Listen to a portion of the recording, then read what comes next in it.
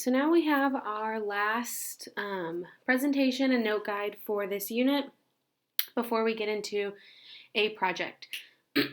So negotiation. We are going to go through the 4 steps of negotiation. I'm going to explain them a little bit and just go a little bit more into depth on the bullet points, but it won't be anything too crazy. So the negotiation process starts with step 1. So we're going to start researching and thinking about who we want our potential celebrities or sponsors to be.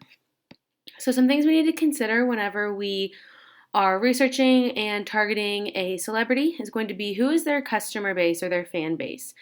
Do those fans, the people who are going to be excited to see them as an endorser for our product, service, or event, are those fans going to align with who we are as a company or who we are, whatever we are supporting? And do they make sense to buy our product or our service? So thinking about the customer base or the fan base is really important. Also thinking about their sponsorship or their endorsement history. So do they have a good track record? Maybe have they had any, really great or really bad publicity in relation to an endorsement that they have made in the past? That will kind of reduce some of that risk if we can look in their history and make sure that they have a good track record and that they are a good celebrity or sponsor to work with. We want to think about the competitor information. A lot of endorsements and sponsorships are going to be based around competition. So who does my main competitor have as an endorser? And then how can I kind of one-up them? How can I get a little bit better than what they are doing right now? And then what is my financial status? How much can I actually afford to pay this celebrity? Am I going to be able to pay them enough that they're going to even consider being an endorser for my product, service, or event? Once you have your celebrities picked out, you're going to move on to step 2. So tailor a contract for the specific person. This can be on 4 basic levels. So it could be a title endorsement, it could be presenting endorsement, exclusive or non-exclusive. And you can kind of pick a level and then go up and down from there. Non-exclusive is going to mean that a celebrity could be an endorser for my insurance company and also for another insurance company. So they are not exclusively an endorser for my product. They can, extend their endorsements to a variety of different companies and products in order to make the most amount of money. Exclusive would be the opposite. So exclusive meaning they are exclusive for my company. They are only endorsing for my insurance company. Title being I'm just using their name. Presenting being they actually are doing something for me.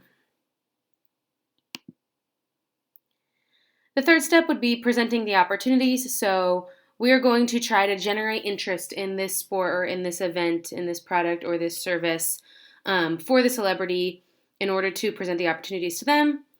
And then we would also, kind of give some of the event details or the team details if that was what was happening, if that was what I was doing at the moment.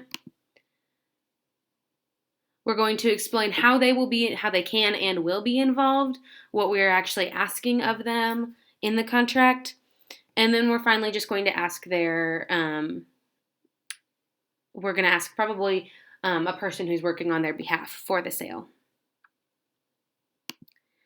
And then step 4 would be any type of revising that needs to be done if necessary. So like I said, all of these present opportunities in the real world, they would likely be done through an agent. You're very rarely going to speak to the actual celebrity to present your opportunities to them. So an agent would get the contract, look over it, present it to their client.